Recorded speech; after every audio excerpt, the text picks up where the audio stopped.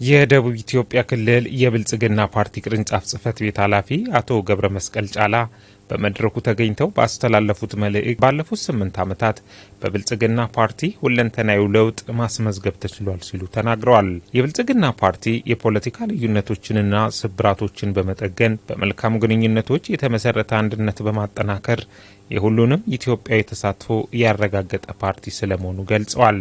የቀድሞ ክፋቶችን፣ ቁስሎችን፣ ስብራቶችን ደግሞ በማከል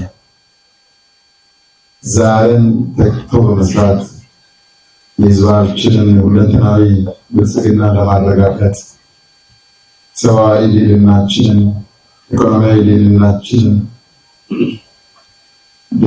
ዲፕሎማሲያዊ ልዕልናችንን ለማረጋገጥ ዛሬን የሚተጋ ነገን ደግሞ የሚተልም ፓርቲ ብልጽግና ፓርቲ እንደ ሀገር የህዳሴ ግድብ በማጠናቀቅ ለሀገራዊ ብልጽግና ማስቀጠል ችሏል ሲሉ አክለዋል።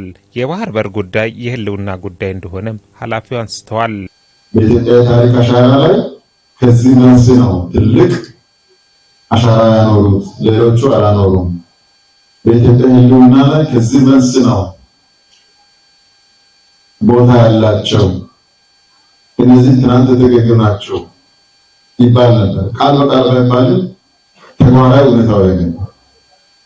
ያንን ሽሮ ትርክት ሊሆኑ የሚችሉ ትርክቶች በሙሉ በማጎልበት ሁሉም ኢትዮጵያውያን የሚኮሩበት ኢትዮጵያ ሀገራችን የጋራ ሀገራችን ነው የሚለውን ብሔራዊ ትርክት እየገነባ የመጣ ፓርቲ ነው። የወላይታ ዞን ብልጽግና ፓርቲ ቅርንጫፍ ጽህፈት ቤት ኃላፊ ዶክተር አማራ ቦታ በበኩላቸው ዓለም አቀፍ ችግር የሆነው የነዳጅ እጥረት የቁጥጥርና ክትትል ስራዎችን በማጠናከር የከፋ ችግር እንዳያጋጥም ተደርጓልም ብለዋል። በደረጃ አቅጣጫ ተቀምጦ በዛ አቅጣጫ መሰረት ያለውን ያለ ብክነት ለመጠቀም ታክቲኮች እስከታች ድረስ ወርዶ በዛ አግባብ ምንም ሳይፈጠር ማኔጅ ለማድረግ ተሞክሯል።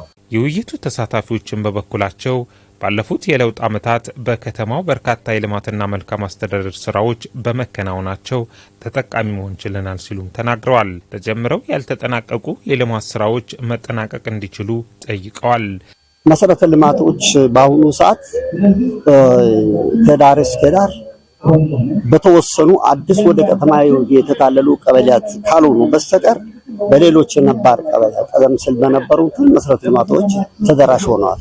የብልጽግና ፓርቲ ውጊያ ያለ ረብሻ ያለ በመሃል ብዙ ልማቶችን የሚሰራ ፓርቲ ነው ማለት ነው። በመድረኩ ላይ የሃይማኖት አባቶች፣ የሀገር ሽማግሌዎችና ከተለያዩ የማህበረሰብ ክፍሎች የተውጣጡ የከተማው ነዋሪዎች ተሳታፊ ሆነዋል።